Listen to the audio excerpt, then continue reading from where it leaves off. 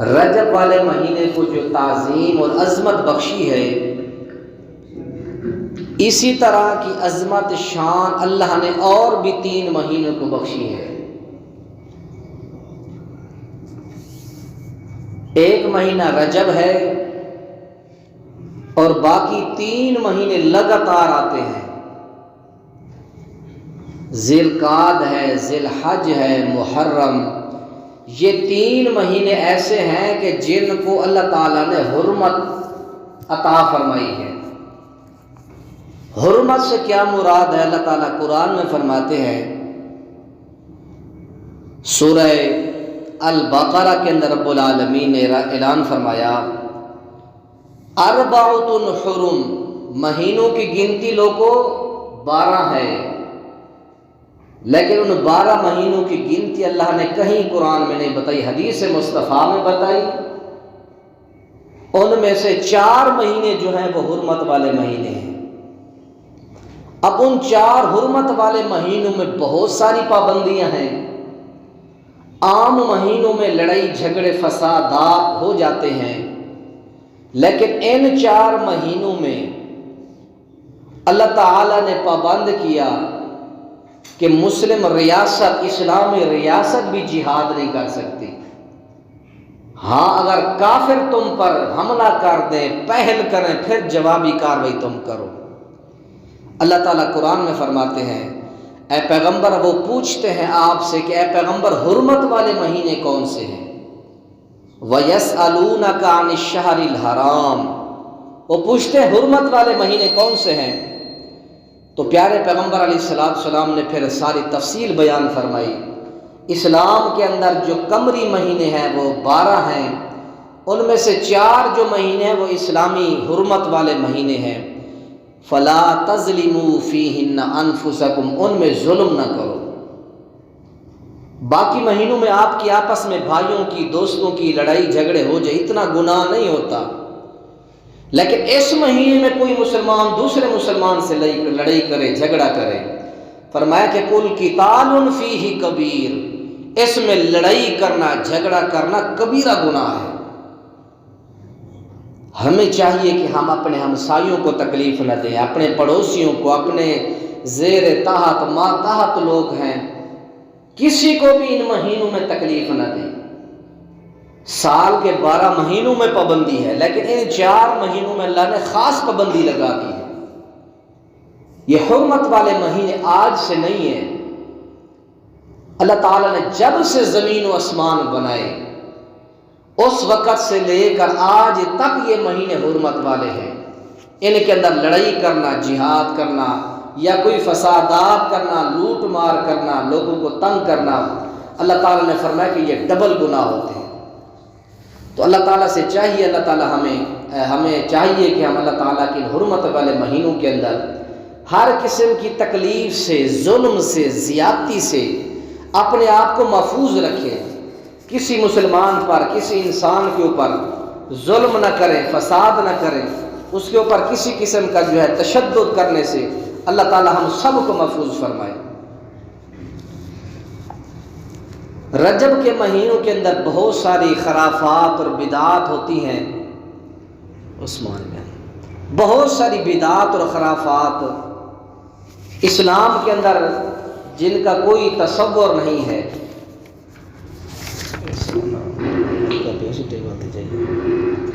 بہت ساری بدعات ہیں، اگر میں ان بدعات کو شمار کرنا شروع کر دوں تو جو اصل چیز میں بتانا چاہتا ہوں وہ چیز رہ جائے گی۔ اصل چیز یہ ہے کہ لوگوں وہ کام نہ کرو جو دین اسلام کا حصہ نہیں ہے۔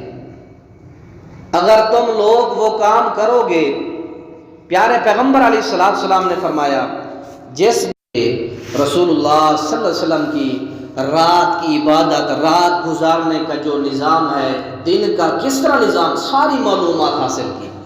آپ نفلی روزہ رکھتے ہیں، بیویوں کے ساتھ یہ تعلقات ہیں، یہ معاملات، ساری ڈیٹیل تفصیل جمع کرنے کے بعد آخر میں تینوں نے ایک فیصلہ کیا۔ ایک نے کہا کہ میں ساری رات سوؤں گا نہیں آرام کروں گا۔ دوسرے نے کہا کہ میں مسلسل روزہ رکھوں گا۔ اور تیسرے نے کہا کہ میں اپنی بیوی سے علیحدہ رہوں گا، عبادت کروں گا۔ اب سارا دن روزہ رکھنا بھی عبادت ہے، اور رات کو کھڑا ہو کے قیام کرنا بھی عبادت ہے، بیویوں سے تھوڑی دیر علیحدہ رہ کر عبادت کرنا یہ بھی اللہ تعالیٰ کے ہاں ثواب والا کام ہے۔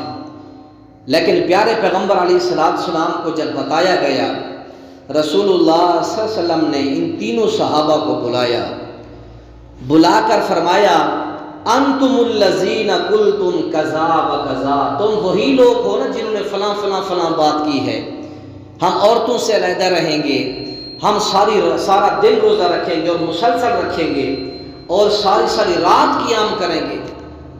جب سامنے آ کر بیٹھے تو آپ نے یہ بات فرمائی، اور آپ نے فرمایا کہ انی لاخشاکم للہ واتقاکم لہ، اے میرے صحابہ میں تم سب سے زیادہ اللہ سے ڈرنے والا ہوں، اور تم سب سے زیادہ اللہ کا تقوی اپنے دل میں رکھنے والا ہوں۔ اس کے باوجود بھی آپ نے فرمایا، لاکنی اصوم وافطر وارقد فاتزوج النساء، میں نفلی روزے رکھتا بھی ہوں، چھوڑتا بھی ہوں، رات کا قیام بھی کرتا ہوں، رات کو آرام بھی کرتا ہوں، اپنے بیووں کے ساتھ ان کے حقوق بھی ادا کرتا ہوں۔ فمن راغب عن سنتی فلیس منی، جس بندے نے میری سنت سے اعراض کیا وہ بندہ میرے طریقے پر نہیں ہے۔ اب کیوں اللہ کے نبی غصہ فرما رہے ہیں؟ جتنا لمٹ بتا دی گئی کسی دینی مسئلے کی، اس سے 1 انچ نہ بڑھنا ہے نہ کمی کرنی ہے۔ جس نے بھی اس لمٹ سے 1 انچ جو ہے پورے کے برابر بھی کمی کوتاہی کی، یہ بدعت ہو جاتا ہے۔ رات کا قیام، یہ ساری چیزیں نیکی والی ہیں، لیکن اللہ کے رسول علیہ السلام کا طریقہ نہیں ہے کہ نفلی روزے ہمیشہ رکھنا۔ آپ نے کہا ایک دن رکھو، دوسرا دن چھوڑ دو، یا سوموار جمعرات کا رکھو۔ اگر آپ کو پھر زیادہ خواہش ہے رکھنے کی تو آپ عربی مہینوں کے اعتبار سے 13، 14، 15 کے روزے رکھتے جائیں چاند کی تاریخ سے۔ تو اس سے معلوم میرے بھائیو یہ ہوتا ہے کہ دین کے اندر اپنی منمانی سے کسی کام کو کرنا یہ بدعت ہوتا ہے، اللہ کے نبی نے اس کو پسند نہیں کیا۔ اسی طرح پیارے پیغمبر علیہ السلام کی حدیث ہے، آپ نے فرمایا لقد ترکتکم علی البیضاء، اے لوگوں میں تم ایک ایسے روشن دین پر چھوڑ کر جا رہا ہوں۔ لقد ترکتم علی البیضاء، ایسے خوبصورت اور سفید دین پر تمہیں چھوڑ کر جا رہا ہوں۔ فرمایا کہ لیلھا کنہار، جس کی راتیں بھی دن کی طرح سفید ہیں، اور اس میرے دین سے وہ بندہ دور ہوگا، نبی علیہ السلام نے فرمایا انہا الا ہالکون، جو ہلاک ہونے والا ہوگا۔ میرے دین سے وہ دور ہوگا جو ہلاک ہونے والا بندہ ہوگا۔ اس لیے یہ دن، اس کے دن بھی روشن ہے اور اس کی راتیں بھی روشن ہیں۔ اللہ کے نبی علیہ السلام نے ہر بات واضح طور پر حبیب علیہ السلام نے بیان فرما دی۔ اسی طرح پیارے پیغمبر علیہ السلام نے ایک بہترین وصیت فرمائی، اور اس وصیت کے اندر حبیب کریم علیہ السلام نے اسی چیز پر زور دیا کہ لوگوں بدعات سے بچتے رہنا۔ حدیث کے راوی حضرت ارباز بن ساریہ رضی اللہ تعالیٰ عنہ بیان فرماتے ہیں، صلی لنا رسول اللہ صلی اللہ علیہ وسلم الفجر، آپ نے ہمیں فجر کی نماز پڑھائی، ثم اقبل علینا، پھر ہماری طرف متوجہ ہوئے۔ امام جب نماز پڑھائے تو نماز پڑھا کے امام کا حق کہہ کے منہ مقتدیوں کی طرف کر کے بیٹھے، یہ نبی پاک کی سنت ہے۔ اقبل علینا، ہماری طرف متوجہ ہوئے، اور حبیب کریم علیہ السلام نے پھر فوعظنا موعظۃ بلیغۃ، آپ نے ایک پر مؤثر نصیحت فرمائی، ایسی بہترین وصیت فرمائی، حدیث کے اندر ہے ذرفت منها العیون، کہ آنکھیں بہنے لگی، اتنا لوگوں کو اوپر اثر ہوا کہ لوگوں کی آنسو بہنے لگی، واجلت منها القلوب، اور ان الفاظوں سے دل خوف زدہ ہو گئے۔ حبیب کریم علیہ السلام، صحابہ کہتے ہیں قلنا یا رسول اللہ کأن هذه موعظۃ المودع، یہ ایسے لگتی ہے جیسے کوئی بندہ الوداع کرنے والا، چھوڑ جانے والا بندہ، جس طرح اپنے بعد والے لوگوں کو ایسی وصیت کر رہا ہو کہ آج کے بعد شاید ملاقات نہ ہو سکے، ایسی واضح آپ نے بہترین نصیحت کی، آنکھیں بہنے لگی، دل خوف زدہ ہوئے، پر اثر نصیحت کی، اور اس کے الفاظ کیا تھے؟ اوصیکم بتقوی اللہ، اے لوگوں میں تمہیں اللہ کے تقوی کا درس دیتا ہوں۔ تقوی کیا ہے؟ آپ نے فرمایا اتق اللہ حیث ما کنت، اے میرا پیارا صحابی جہاں بھی ہو اللہ کا ڈر اپنے دل میں رکھ۔ اور دوسری وصیت یہ فرمائی والسمع والطاعۃ وان کان عبدا حبشیا، اے میری امت کے لوگوں اگر تمہارے اوپر ایک حبشی غلام تمہارا امیر مقرر کر دیا جائے، حبشی کا لفظ آپ نے بولا، اس کی ذات پات حیثیت نہیں دیکھنی، بس یہ دیکھنا ہے مسلمان شورا نے اس کو امیر بنا دیا، اگر تم پر حبشی غلام بھی امیر مقرر کر دیا جائے، اس کی بات سننا، اس کے اوپر اطاعت کرنا میری امت کے لوگوں تم پر واجب ہے یہ۔ اور آگے آپ نے تیسری بات فرمائی فَإِنَّهُ مَن يَعِشْ مِنْكُمْ بَعْدِي فَسَيَرَىٰ اخْتِلَافًا كَثِيرًا، میرے بعد تم بہت سارے فتنے دیکھو گے، کثیر تعداد میں میرے صحابہ تم فتنے دیکھو گے۔ حبیب علیہ السلام نے فرمایا فَعَلَيْكُمْ بِسُنَّتِي وَسُنَّتِ الْخُلَفَاءِ الرَّاشِدِينَ الْمَهْدِيِّينَ، تم پر میرا طریقہ بھی لازم ہے، میرے صحابہ کا طریقہ بھی لازم ہے۔ اور آگے فرمایا عَزُّوا عَلَيْهَا بِالنَّوَاجِزِ، میرے طریقے کو، میرے صحابہ کے طریقے کو فرمایا کہ آپ نے داڑوں کے ساتھ جکڑ کر پکڑ لو، جس طرح آپ نے آخری داڑوں میں کوئی چیز رکھ کے مضبوطی سے پکڑتے ہیں، فرمایا کہ میری سنت کو لوگ اس طرح مضبوطی سے پکڑ لو۔ وَإِيَّاكُمْ مُحْدَثَاتِ الْأُمُورِ، میرے لوگوں، امت کے لوگوں، اپنے آپ کو نئے نئے امور سے بچاؤ، نئے نئے امور سے، بدعات سے اپنے آپ کو بچاؤ۔ کل بدعت ضلالہ وکل ضلالۃ فی النار، ہر بدعت گمراہی ہے اور ہر گمراہی تمہیں آگ میں لے جائے گی۔ اس لیے میرے پیارے بھائیوں، رجب کا مہینہ شروع ہو چکا ہے۔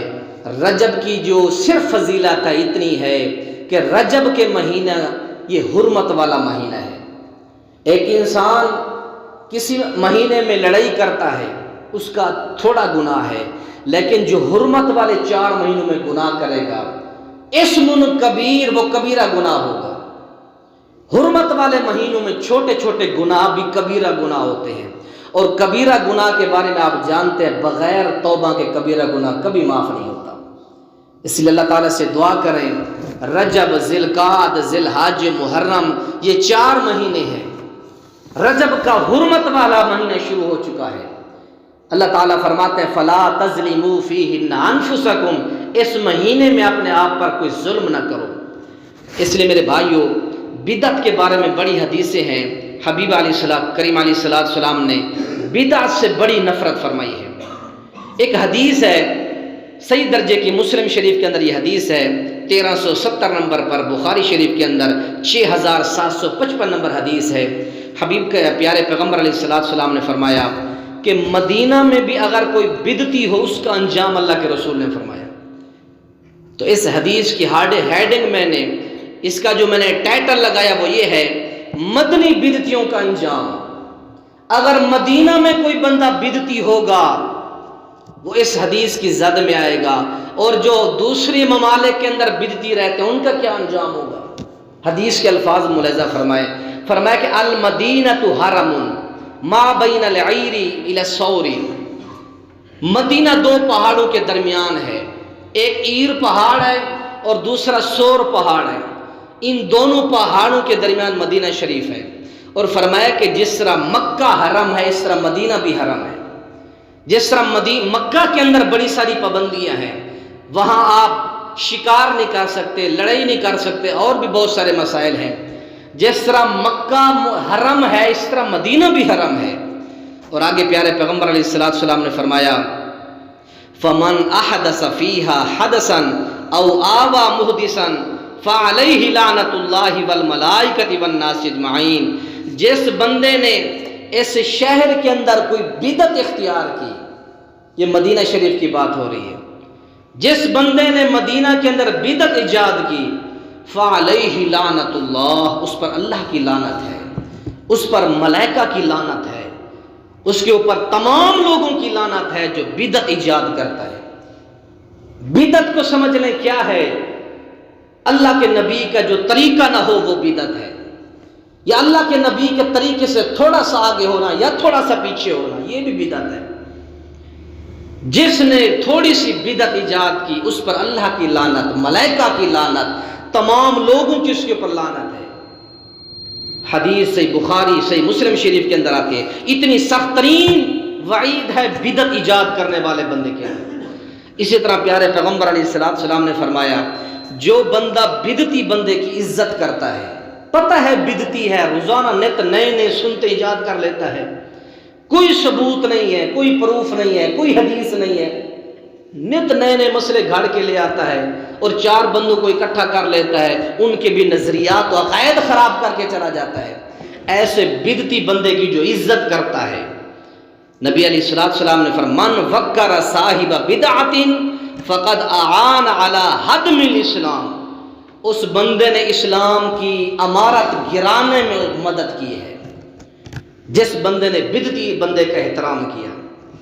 اس لیے میرے بھائیوں، اللہ تعالیٰ سے دعا ہے، ہمارا وقت بھی پورا ہو گیا، اللہ تعالیٰ سے دعا کریں اللہ تعالیٰ مجھے اور آپ سب بھائیوں کو بدعات جیسی لعنت سے اللہ تعالیٰ محفوظ فرمائے، اللہ تعالیٰ قرآن حدیث کے مطابق زندگی گزارنے کی توفیق نصیب فرمائے۔ سبحان ربی یہدی اللہ فلا مضل لہ ومن یضلل فلا ہادی لہ واشہد ان لا قد قامت الصلاة قد قامت الصلاة غير المغضوب عليهم ولا الضالين آمين بسم الله الرحمن الرحيم قل هو الله أحد الله الصمد لم يلد ولم يولد ولم